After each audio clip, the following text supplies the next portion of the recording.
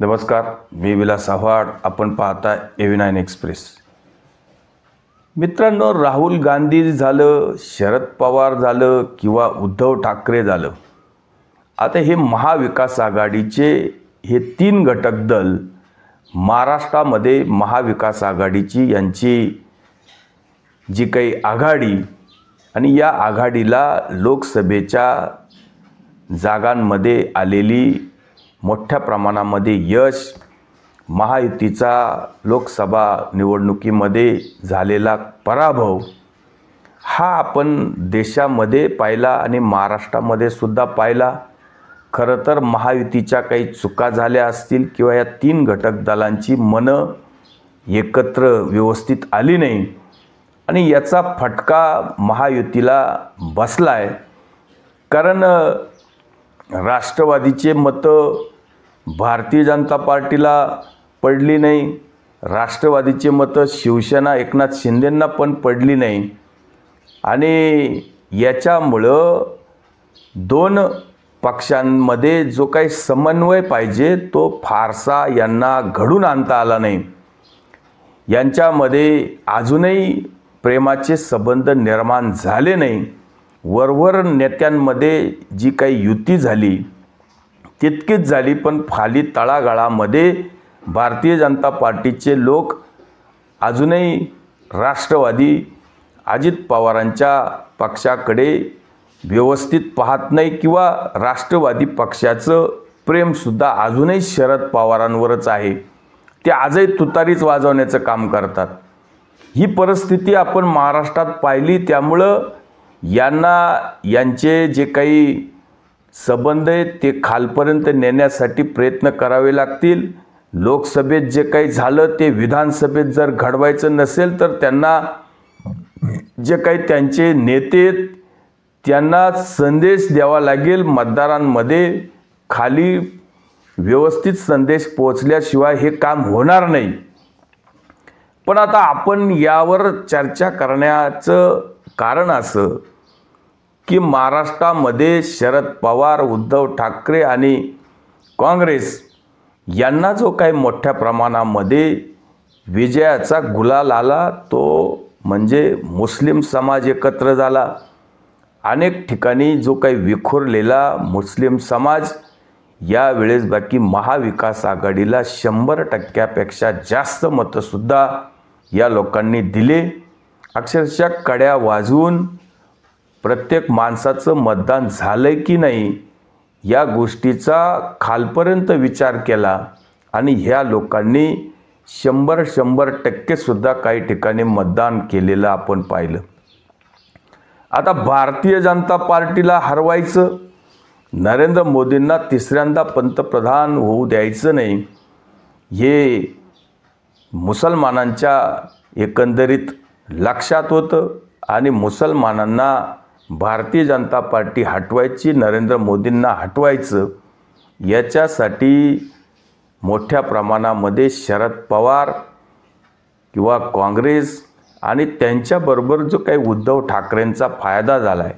कारण हे लोक मोदींच्या विरोधात आणि मोदींच्या विरोधात असेल त्याला या समाजाचं मतदान पडेल हे 100% बरोबर आहे.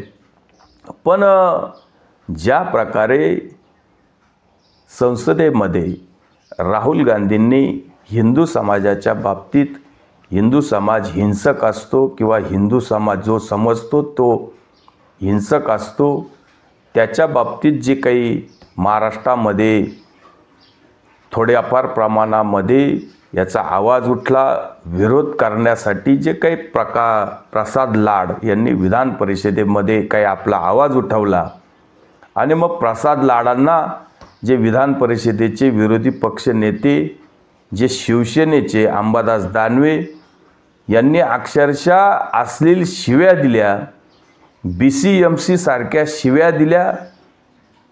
आता यांना खरं तर सभापती समोर नीलमताई गोरे एक महिला आहेत, बाकीचेच महिला सदस्य सभागृहात असतील, पण इतकीही लाज अंबादास दानवेंना वाटली नाही की आपण कुठंतरी रस्त्यावर गल्लीबोळात आपल्या कार्यकर्त्यांसमोर शिव्या घालतोय का, की आपण एका पवित्र सभागृहात जिथं आपल्याला ही संधी मिळाली किंवा आपण परिषदेचे विरोधी पक्ष नेते आपण लोकांमध्ये काय संदेश देतोय, आपल्याकडं पाहण्याचा दृष्टिकोन काय.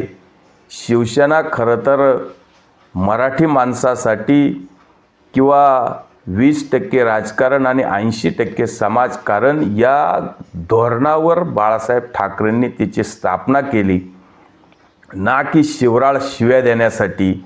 खरं तर या अंबादास दानवेंना कायमचं सस्पेंड केलं असतं तरी काही कोणी हरकत नव्हती. अगदी किरकोळ कारणावरून भारतीय जनता पार्टीचे 12 आमदार भास्कर जाधवांनी सस्पेंड केले होते आणि इतकं मोठं कारण, आणि त्यांनी ते कबूल पण केले अंबादास दानवेंनी, की माझा असं झालं, माझा तोल गेला, माझं मी असा आहे, मी तसा आहे, मी शिवसैनिक आहे, मी स्वाभाविक आहे, दुनियादारी आहे. तेव्हा अंबादास दानवेंना कायमचं सुद्धा सस्पेंड केलं असतं तरी अंबादास दानवेंनी जी काही चूक केली ती भरून येत नाही. तेव्हा भारतीय जनता पार्टी असेल किंवा शिंदे सरकार असेल, या गोष्टीचा विचार त्यांनी नक्की करायला पाहिजे होता. आणि उद्धव ठाकरेंनी ज्या पद्धतीने येऊन सारवासारव केली किंवा अंबादास दानवे जे काही बोलले, मग मी त्याची माफी मागतो, त्यांनी असं बोलायला नको होतं. पण त्याच्या पुढं जाऊन जे काही उद्धव ठाकरेंनी राहुल गांधींचा बचाव केला तो तुम्ही व्हिडिओ पाहून घ्या. आप पहले मुझे बताइए कि क्या गलत कहा उन्होंने, कहा अपमान. आपको ऐसा लगता है कि कल राहुल जी ने हिंदुत्व का अपमान किया है, तो मैं नहीं मानता, क्योंकि उन्होंने साफ स्पष्ट शब्दों में कहा. जो आता यामध्ये उद्धव ठाकरे काय म्हणतात ते, उद्धव ठाकरे म्हणतात की काय चुकीचं बोलले राहुल गांधी अत्यंत योग्य बोलले. म्हणजे उद्धव ठाकरेंना पण असं म्हणायचंय का की हिंदू समाज हा हिंसक असतो, हिंदू समाज हा दंगली घडवून आणतो. निवळ भारतीय जनता पार्टीच्या बाबतीत म्हणायचं की भारतीय जनता पार्टीवर आम्ही टीका केली, भारतीय जनता पार्टीच्या नेत्यांना आम्हाला असं म्हणायचंय. कुठल्या भारतीय जनता पार्टीच्या नेत्यांनी हिंसा केली, दंगल घडवून आणली? आता करोडो लोक, देशातील करोडो लोक भारतीय जनता पार्टीला मतं देतात, हे सगळे हिंसक असतात का, याचा विचार सुद्धा आपण कधीतरी केला पाहिजे.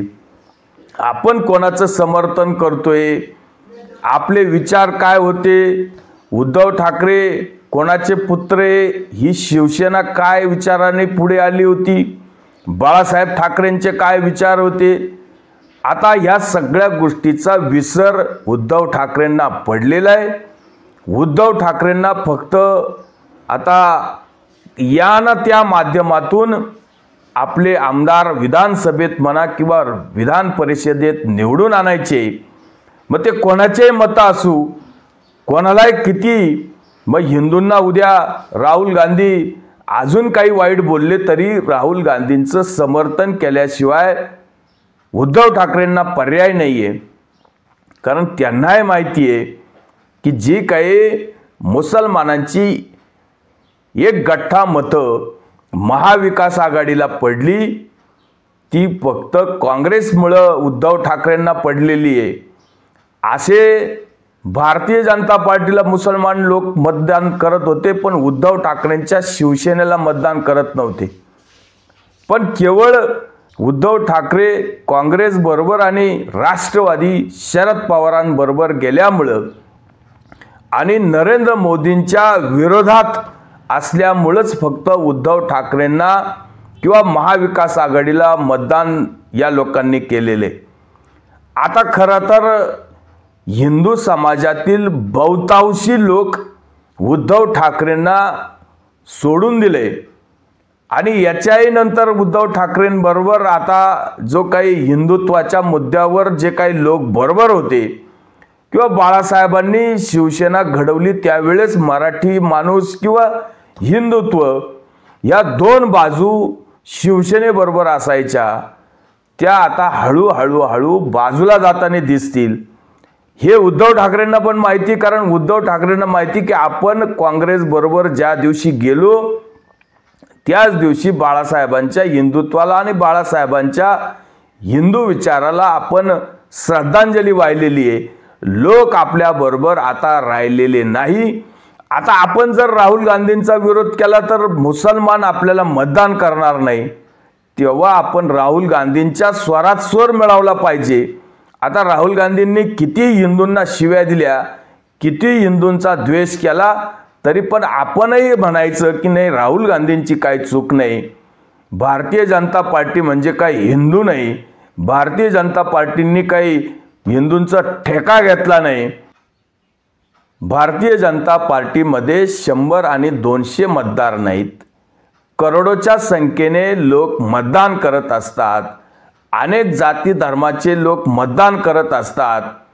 तुम्ही मतदाराला कसं शिव्या देऊ शकतात?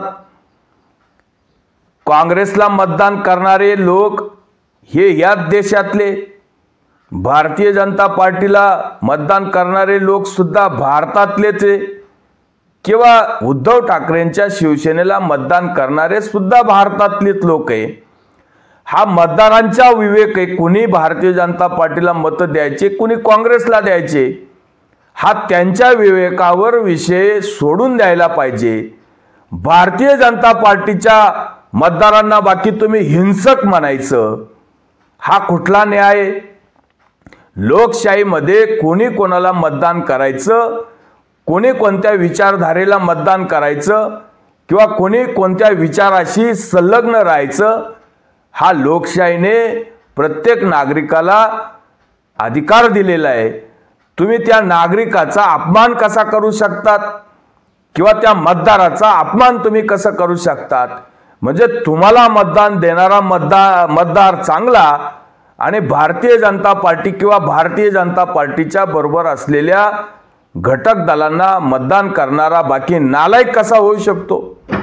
तेव्हा ह्या अशा प्रकारच्या ह्या ज्या राहुल गांधी झालं, किंवा उद्धव ठाकरे झालं, किंवा शरद पवार झालं, हे फक्त मतांची बेगमी आणि मतांचा आकडा मोठा करण्यासाठीच फक्त अशा प्रकारचे विधान करत असतात.